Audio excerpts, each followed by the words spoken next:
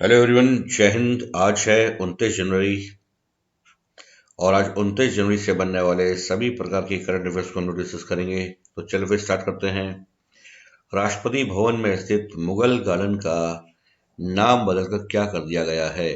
तो अभी हाल ही में भारत सरकार द्वारा राष्ट्रपति भवन में स्थित मुगल गार्डन का नाम बदलकर अमृत उद्यान कर दिया गया। तो ध्यान रखेंगे, अब मुगल गार्डन को अमृत उद्यान के नाम से जाना जाएगा। मुगल गार्डन की वास्तुकारी एडविन लुटियंस के द्वारा, ध्यान रखेंगे, एडविन लुटियंस के द्वारा की गई थी तथा यह 1928 में बनकर के तैयार हुआ। यह 75 एकड़ में फैला है और राष्ट्रपति भवन की शान है ये। अब इसका नाम होगा अमृत उद्यान। प्रतिवर्ष जनता के लिए बसंत ऋतु के आगमन में इसको खोल दिया जाता है, जनता के भ्रमण के लिए। इस बार ये 31 जनवरी 2023 को जनता दर्शन के लिए खोल दिया जाएगा और अब ये पहचाना जाएगा अमृत उद्यान के नाम से। तो मुगल गार्डन का अब नया नाम होगा अमृत उद्यान। ऑस्ट्रेलियन ओपन महिला एकल 2023 का खिताब किसने जीता? तो बेलारूस की एरेना सबालेका ने कजाकिस्तान की एलेना राइपकीना को 4-6, 6-3 और 6-4 से शिकस्त देकर ऑस्ट्रेलियन ओपन महिला एकल का खिताब पहली बार अपने नाम किया। ध्यान रखेंगे, यह उनका पहला बड़ा टूर्नामेंट है, पहला ग्रैंड स्लैम का पहला टूर्नामेंट है जो उन्होंने जीता है। तो एरिना सबालेका पहले सेट में राइपकीना से 4-6 से शिकस्त पाने के बाद उन्होंने शानदार वापसी करते हुए 6-3, 6-4 से राइपकीना को हराकर यह खिताब अपने नाम किया। ध्यान रखेंगे, कजाकिस्तान की राइपकीना पूर्व विंबलडन चैंपियन है। अब बात करेंगे ग्रैंड स्लैम के बारे में। तो ध्यान रखिए, टेनिस ग्रैंड स्लैम टूर्नामेंट में मुख्य रूप से 4 प्रतियोगिताएं होती हैं जिनका वर्ष में होने का क्रम इस प्रकार है। तो ध्यान रखिएगा, हमें एग्जाम में इसका क्रम पूछा जाता है तो क्रम इस प्रकार है। विंबलडन ओपन 1877 में इसको सबसे पहले खेला गया, प्रारंभ किया गया। यूएस ओपन, जिसको अमेरिकन ओपन भी कहते हैं, 1881। फ्रेंच ओपन 1891 और ऑस्ट्रेलियन ओपन 1905। ध्यान रखेंगे, अगर हम अल्फाबेटिकली इसको उल्टे क्रम में पढ़ेंगे तो आप इसका क्रम आराम से लगा सकते हैं। तो सबसे पहले विंबलडन, फिर यूएस, फ्रेंच और ऑस्ट्रेलियन। तथा किसी भी वर्ष में, किसी एक वर्ष में टेनिस ग्रैंड स्लैम टूर्नामेंट जो एक वर्ष में खेले जाते हैं उनका खेले जाने का क्रम इस प्रकार है। ऑस्ट्रेलियन, सबसे पहले ऑस्ट्रेलियन ओपन खेला जाता है जो जनवरी माह में खेला जाता है। उसके पश्चात फ्रेंच ओपन टूर्नामेंट खेला जाता है जो मई और जून में खेला जाता है। उसके पश्चात विंबलडन ओपन टूर्नामेंट होता है, यह जून और जुलाई में खेला जाता है। तथा उसके पश्चात सबसे आखिरी में यूएस ओपन, जिसको अमेरिकन ओपन भी कहा जाता है, ये अगस्त और सितंबर में खेला जाता है। तो इनकी स्थापना होने का क्रम एग्जाम में पूछ सकता है और इनके किसी एक वर्ष में खेले जाने का क्रम एग्जाम में पूछा जा सकता है। तो सबसे पहले किसी वर्ष में खेला जाता है ऑस्ट्रेलियन ओपन, फिर फ्रेंच ओपन, विंबलडन ओपन और यूएस ओपन। ध्यान रखिए, 4 ग्रैंड स्लैम टूर्नामेंट, इन्हें मेजर के नाम से भी जाना जाता है। यदि एक सिंगल खिलाड़ी या डबल टीम उसी वर्ष चारों ग्रैंड स्लैम जीत जाती है तो कहा जाता है कि उसने टेनिस का ग्रैंड स्लैम हासिल कर लिया है। और चारों मेजर यानी कि ग्रैंड स्लैम के साथ साथ ग्रीष्मकालीन ओलंपिक में टेनिस में स्वर्ण पदक जीतने वाले को 1988 से गोल्डन स्लैम कहा जाता है। तो ध्यान रखेंगे, जो चारों बड़े टूर्नामेंट जीत लेता है, अपना ग्रैंड स्लैम पूरा करता है तथा उसी वर्ष वह ग्रीष्मकालीन ओलंपिक में टेनिस में स्वर्ण पदक भी जीत लेता है तो उसको गोल्डन स्लैम कहा जाता है। यह परंपरा 1988 से तब शुरू हुई जब स्टेफी ग्राफ ने एक ही कैलेंडर वर्ष में यह उपलब्धि हासिल की और ऐसा करने वाली यह दुनिया की पहली व्यक्ति बनी। हाल ही में भारत में T+1 मार्केट सेटलमेंट साइकिल की ओर बढ़ने वाली विश्व की पहली अर्थव्यवस्था बन गया। तो T+1 मार्केट सेटलमेंट का साइकिल का संबंध किससे? तो ध्यान रखेंगे, T+1 मार्केट सेटलमेंट का संबंध है शेयर बाजार से। अभी हाल ही में शेयर बाजार ने T+1 मार्केट सेटलमेंट व्यवस्था को लागू कर दिया। T+1 एक व्यवस्था होती है जिसमें T का मतलब ट्रेडिंग है, जिसमें T+1 में निवेशकों के जो भी लेन देन होते हैं उसको ठीक अगले दिन सेटलमेंट कर दिया जाता है। अभी तक भारतीय शेयर बाजार में T+2 व्यवस्था को अपनाया जाता था, जिसमें लेन देन को दूसरे दिन सेटल किया जाता था तथा जिसमें काफी समय लग जाता था। तो अब यह ठीक ट्रेडिंग के अगले दिन ही इसको सेटल कर दिया जाएगा। इसी को T+1 साइकिल व्यवस्था कहा जाता है और इसको अभी हाल ही में भारत ने अपना लिया है। भारतीय अंतरिक्ष अनुसंधान संगठन इसरो द्वारा अपना पहला सूर्य मिशन 2023 में लॉन्च करने की घोषणा की गई है। इसका नाम क्या है? तो ध्यान रखेंगे, इसका नाम रखा गया आदित्य L1। आदित्य L1 भारत का पहला सूर्य मिशन है जो इसरो के द्वारा वर्ष 2023 में लॉन्च किए जाने की संभावना है। किस देश ने 2024 में single use plastic shopping bag पर प्रतिबंध लगाने की घोषणा की? तो संयुक्त अरब अमीरात द्वारा भी हाल ही में single use plastic shopping bag पर प्रतिबंध लगाने की घोषणा की। इसकी यह घोषणा वर्ष 2050 तक यूएई के कार्बन तटस्थता को जीरो एमिशन को प्राप्त करने के उद्देश्य के तहत की गई है।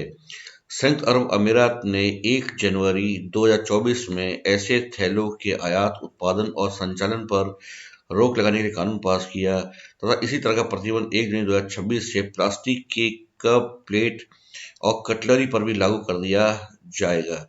इस वर्ष के संयुक्त राष्ट्र जलवायु शिखर सम्मेलन की मेजबानी यूएई को दी गई। ध्यान रखेंगे, इस वर्ष का जो UNFCCC के तहत COP28 का आयोजन किया जाएगा, वो संयुक्त अरब अमीरात में किया जाएगा तथा उसी के तहत उसने यह उद्देश्य बनाया है कि 2050 तक जीरो कार्बन तटस्थता को प्राप्त कर लेगा और उसी के तहत यह एक शुरू की गई पहल है। तो ध्यान रखेंगे, अभी हाल ही में संयुक्त अरब अमीरात के द्वारा single use plastic shopping bag पर प्रतिबंध लगाने की घोषणा कर दी गई।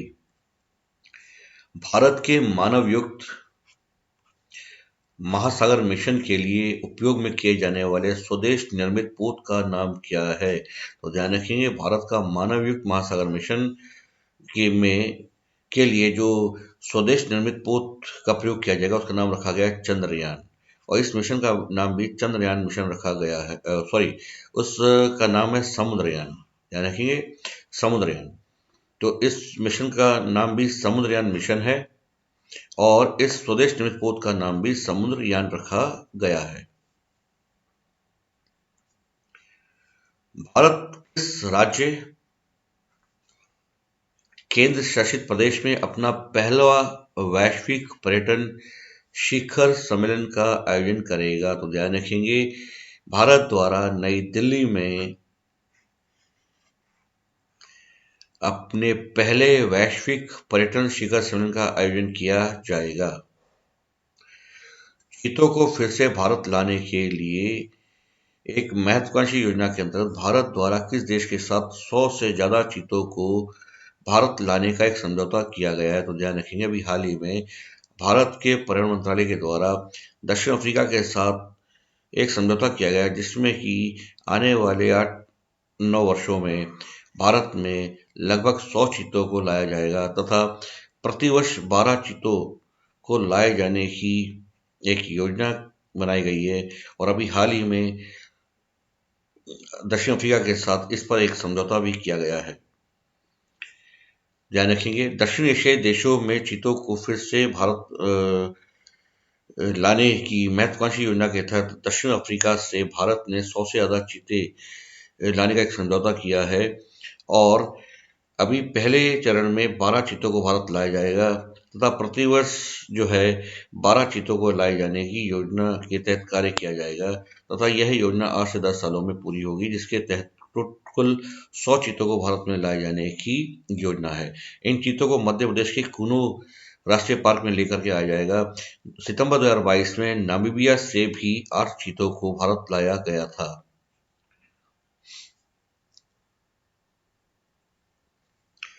मिस्र किस नहर पर आर्कटिक क्षेत्र में भारतीय उद्योगों को भूमि आवंटित करने पर विचार कर रहा है। तो ध्यान रखेंगे मिस्र के द्वारा स्वेज नहर पर, ध्यान रखेंगे स्वेज नहर पर भारतीय उद्योगों को भूमि आवंटित करने का विचार किया जा रहा है। अभी हाल ही में मिस्र के राष्ट्रपति अब्दुल फतेह अल सीसी भारत के 74वें गणतंत्र दिवस समारोह के मुख्य अतिथि थे तथा उसी के दौरान भारत के साथ यह समझौता किया गया। स्वेज नहर की 1869 में बनकर के तैयार हो गई थी। इसको प्रारंभ में ब्रिटिश साम्राज्य की जीवन रेखा कहा जाता था। स्वेज नहर भूमध्य सागर को, ध्यान रखें यहाँ पर भूमध्य सागर है, भूमध्य सागर को लाल सागर से जोड़ती है और ये भारत से यूरोप के लिए समुद्री मार्ग प्रदान करती है। वर्तमान में इस पर मिस्र का अधिकार है और अभी हाल ही में मिस्र के राष्ट्रपति के साथ हुए समझौते में स्वेज नहर के आर्थिक क्षेत्र पर भारतीय उद्योगों को भूमि आवंटित करने का विचार किया जा रहा है। विश्व की सर्वाधिक प्राचीन और सर्वाधिक वैज्ञानिक युद्ध कला मार्शल आर्ट कलरीपयट्टू चर्चा में है। इसका संबंध किस राज्य से है? तो ध्यान रखेंगे कलरीपयट्टू का संबंध केरल राज्य से है। यह एक मार्शल आर्ट है, एक विश्व की सबसे प्राचीन युद्ध कला है ये, और अभी हाल में चर्चा में इसलिए रही क्योंकि कलारीपयट्टू के आचार्य श्री SRD प्रसाद गुरुकुल को दिव्य उत्कृष्ट कला एवं खेल के क्षेत्र में उनके योगदान के लिए भारत सरकार द्वारा वर्ष 2023 का पद्मश्री सम्मान से सम्मानित किया गया। इस कारण ये कला चर्चा में आ गई। ध्यान रखेंगे श्री SRD प्रसाद के पिता चिरक्कल डी श्रीधरन नायर से उन्होंने यह कला सीखी है तथा उनको कलारीपयट्टू का दिग्गज भी माना जाता है। श्रीधरन नायर ने भारत को स्वतंत्रता प्राप्त करने के एक वर्ष पश्चात 1948 में कलारी का नाम श्री भरत रखा था। तो ध्यान रखें कलारी का नाम श्री भरत है और यह केरल की मार्शल आर्ट कला है तथा अभी हाल ही में इसके आचार्य श्री SRD प्रसाद को पद्मश्री सम्मान 2023 से भारत सरकार के द्वारा सम्मानित किया गया है। बात करेंगे अन्य करंट अफेयर्स के बारे में तो डेटा गोपनीयता दिवस 2023 कब मनाया गया? 28 जनवरी को। ध्यान रखें डेटा गोपनीयता दिवस 2023 28 जनवरी को मनाया गया। इसकी थीम थी थिंक अबाउट प्राइवेसी फर्स्ट। तो डेटा गोपनीयता दिवस की थीम थी think about privacy first. ICC पुरुष one day cricketer of the year किसे चुना गया है? तो पाकिस्तान के बाबर आजम को ICC पुरुष one day cricketer of the year चुना गया है। किसे ICC महिला one day international cricketer of the year चुना गया है? तो नेट साइवर को ICC महिला one day international cricketer of the year चुना गया है। किस राज्य सरकार द्वारा सभी सरकारी स्कूलों को उन्नयन करने हेतु स्कूल ऑफ एमिनेंस नाम का एक प्रोजेक्ट लॉन्च किया गया है? तो पंजाब सरकार द्वारा भी हाल ही में सरकारी स्कूलों को उन्नयन करने के लिए स्कूल ऑफ एमिनेंस नाम से प्रोजेक्ट लॉन्च किया गया।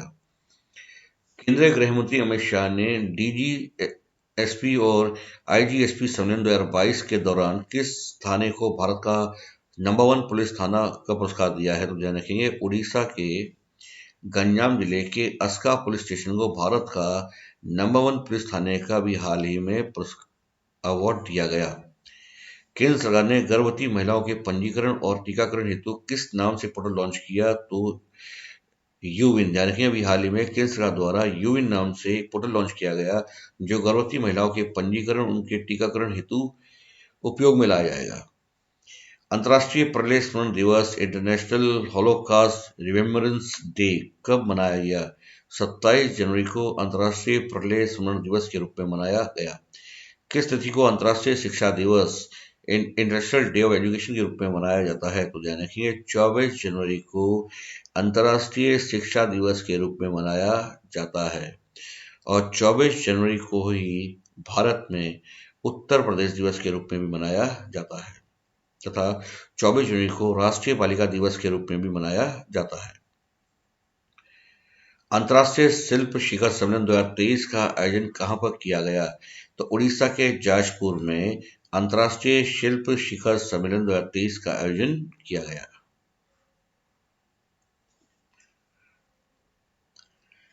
तो उम्मीद करते हैं आपको वीडियो अच्छा लगा होगा। अगर आपको हमारा वीडियो अच्छा लगा तो हमारी वीडियो को ज़्यादा से ज़्यादा शेयर करें, लाइक करें और अगर अभी तक आपने हमारे चैनल को सब्सक्राइब नहीं किया तो प्लीज़ आप हमारे चैनल को सब्सक्राइब करें। मिलते हैं अगले वीडियो में। धन्यवाद। जय हिंद, जय भारत।